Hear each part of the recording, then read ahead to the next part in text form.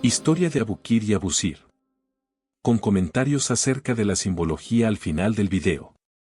En la ciudad de Iskandaria vivían, pared por medio, Abukir el tintorero y el barbero Abusir.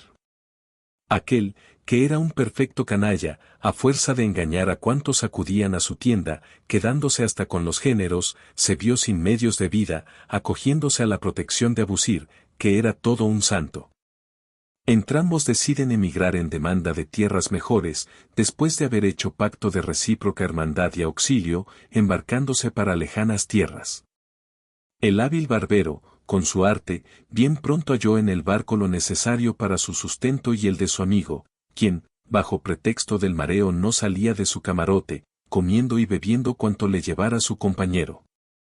Al cabo de las 3 semanas arribaron a un país singular en el que el barbero cayó enfermo, viéndose al punto robado y desamparado por el infame Abukir, el cual, al advertir que en todo aquel país los 40 tintoreros de su gremio solo sabían teñir de azul y blanco las telas, ni había en parte alguna sino estos 2 colores, únicos conocidos, se presentó al rey diciéndole que él podía teñir hasta de 40 colores diferentes, si le otorgaba la necesaria protección para ello. El rey, por ensayar la propuesta contra la general oposición que despertase el proyecto, accedió a la demanda del tintorero, instalándole en la parte mejor de la ciudad con sus 40 grandes tinas y otras 40 pequeñas, siendo enorme su impresión y la de todos sus súbditos al ver de allí a pocos días, tendidas a secar, vistosísimas telas de 40 colores distintos, que, agitadas por el viento, formaban el más delicioso y allí nunca visto de los contrastes, el rojo, en sus diversos tonos de fuego, granate, carmín y púrpura, el amarillo crema, el amarillo rey, el amarillo toronja y el amarillo oro, el verde mar, el alfónsigo, los verdes de aceituna y de cotorra, el rosa, el coral, el salmón, el de azufaifa, los diversos azules distintos del cielo, que era allí el único conocido por los tintoreros, como va dicho, y, en fin, las diversas tonalidades del gris y del negro. Aquello era un derroche de policromía que volvió literalmente locos a todos, incluso al rey, haciendo del astuto Abukir uno de los primeros personajes del reino. Pasada su enfermedad y creyendo el pobre barbero Abusir que su compañero le habría abandonado por atenciones superiores, corrió a abrazarle, lleno de alegría, así que le divisó muellemente reclinado sobre los almohadones de su lujosa tienda, hecho todo un señor. Pero el malvado Abukir, no solo negó impasible que le conocía, sino que hasta le hizo prender y apalear, con inaudita extrañeza por parte del buen barbero, que no podía explicarse aquello. Repuesto el barbero de la paliza decretada por su amigo, quiso descansar y lavarse, como es uso entre los buenos muslimes, mas se encontró con la sorpresa de que al preguntar por el hammam más próximo nadie supo encaminarle, porque en todo el imperio, según trazas, nadie se bañaba sino de tarde en tarde, y eso en el mar, y las delicias del hammam les eran absolutamente desconocidas. Tan de nuevas había tomado aquello a las gentes, que habían llevado ante el rey al rapista, según eran de inmensas las dulzuras que asignaba a su soñada casa de baños. Tu ciudad, le había dicho el barbero al rey, no será verdaderamente perfecta hasta que no cuente con un hammam por lo menos. La cosa fue obra de pocos días. El rey, primero, la reina, después, luego los altos dignatarios, y, en fin, el pueblo entero desfilaron por el establecimiento de baños, sabiéndole a mieles el tempel de las aguas, las cámaras de tepidarios, caldarios y frigidarios, de alabastro y jaspe, el dulce masaje de los expertos, productor de éxtasis inefables, el depilado primoroso, el pintado de ojos y mejillas con el col de adecuados colores, los perfumes, las músicas, los lechos de descanso y demás cosas que son de rigor en semejantes recintos de higiene. Todos, al abandonar el establecimiento se sentían ágiles como pájaros, rejuvenecidos y felices. La fama del barbero, director de todo aquello y de las delicias de su establecimiento, acabaron por atraer también a él al zorro de Abukir, quien, al reconocer en él a su fraternal amigo y víctima, corrió a estrecharle hipócritamente entre sus brazos, pretextando, ante sus quejas por el trato anteriormente recibido de él, que todo había sido hijo de una confusión, hija de sus preocupaciones aquel día.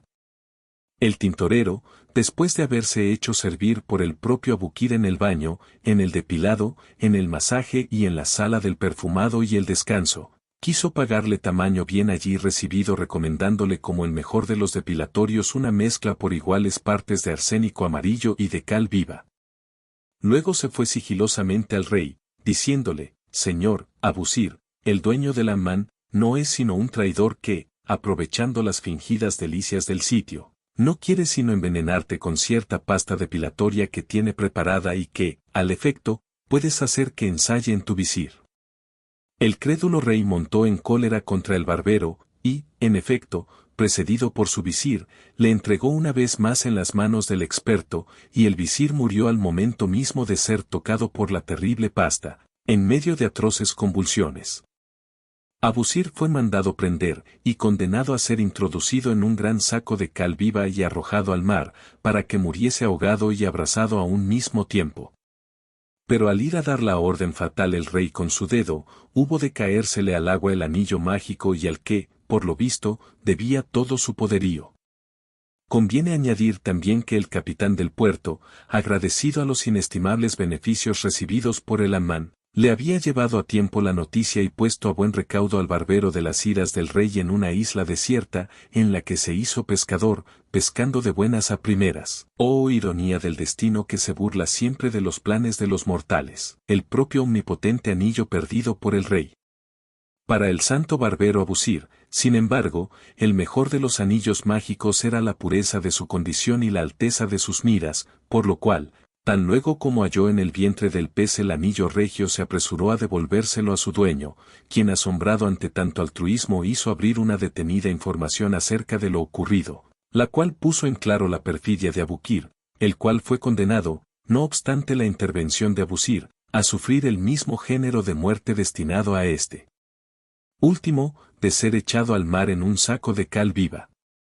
Las olas del mar arrojaron más tarde a la orilla el cadáver de Abukir en la hermosa bahía que lleva desde entonces el nombre del tintorero, y frente a la cual la historia ha sabido escribir otra página sangrienta de las guerras napoleónicas, la derrota de las naves del César francés, también llamada de Abukir. Algunos comentarios sobre la simbología. ¿Cuánta filosofía se encierra en la fabulita de Abukir y de Abusir? No en vano eran entrambos, el bueno y el perverso, ciudadanos de la gran Iscandaria, por otro nombre el otro mundo. En esta pelota sideral a la que llamamos tierra, parece ley que siempre haya de vivir el perverso a costa del bueno, y que este último haya de verse fatalmente solo en la desgracia o mal acompañado en la dicha. Acompañado por todos aquellos malvados aduladores que únicamente sueñan con perderle. Pero, además de estas consideraciones generales, propias de la moral de toda buena fábula, hay en la linda historieta detalles simbólicos muy dignos de admiración.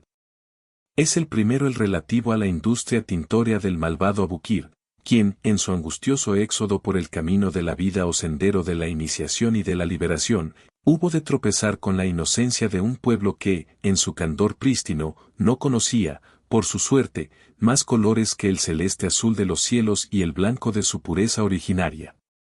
Todos los demás, el rojo de la cólera o de la sangre vertida en fratricidios, el amarillo de la envidia, el gris de la tristeza, el negruzco del cieno pasional, etc., les eran perfectamente desconocidos aún.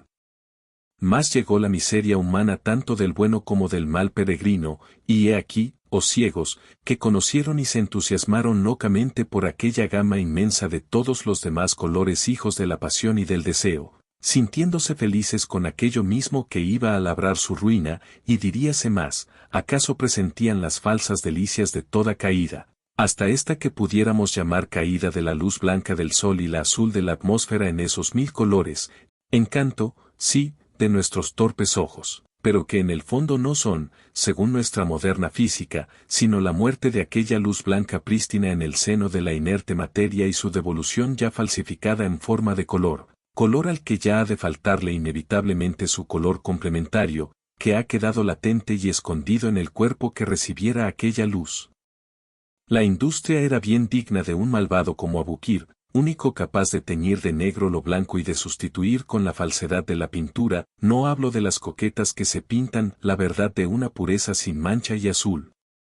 De aquí también la noble oposición que despertase el proyecto entre los sabios consejeros de aquel rey estúpido que así se dejó engañar por las arteras pinturas del perverso embustero.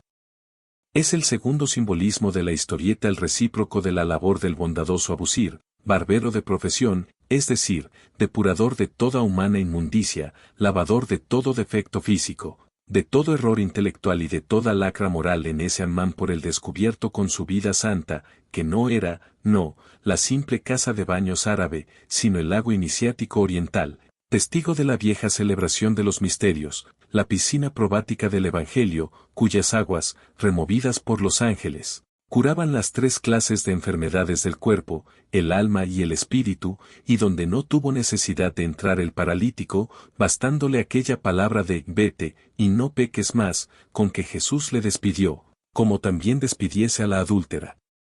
Y también el falsificador tintorero se dio trazas a envenenar la piscina, como tantos otros hipócritas tintoreros de la mentira en verdad, y viceversa, envenenan las puras aguas de la vida. Nada tiene, pues, de particular que al decretar el engañado rey la prisión de Abusir el justo se le cayese al agua su mágico anillo, ya que el verdadero poder, que es el del bien, cae o desaparece así que comete la injusticia. Tampoco nada más lógico que este anillo sea pescado por Abusir el perseguido, y con él recabe la mayor de las soberanías de la tierra, el de la virtud y su mágico anillo.